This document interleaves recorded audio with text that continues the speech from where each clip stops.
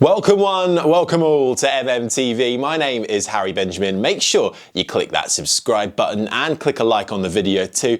And we'll get on with today's show, which is my top 5 moments from the Bahrain Grand Prix over the years.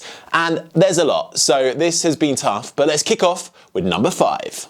Now, I'm squeezing a couple of moments into one. Don't sue me, it's the only way I could include Paul di Resta in a video.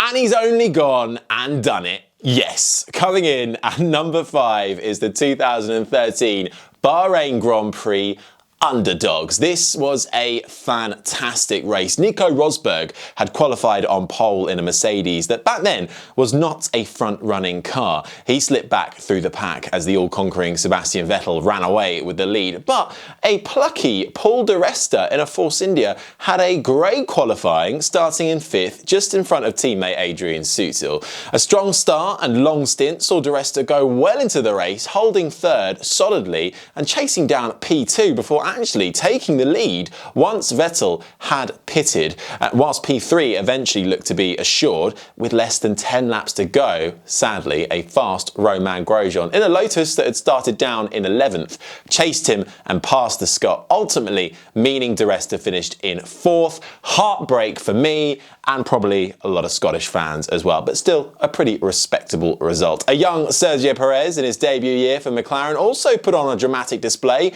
bumping and barging teammate Jenson Button on his way to 6th place.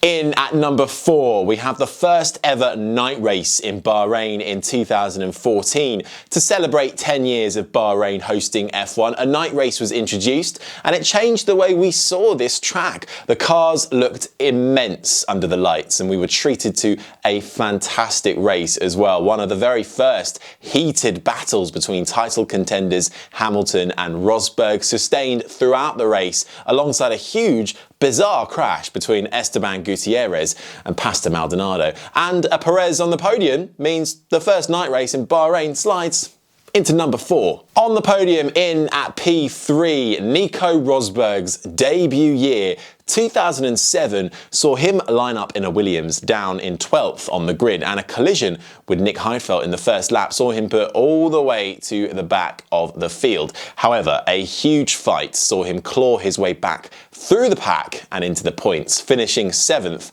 and taking the fastest lap too. A superb drive by the rookie.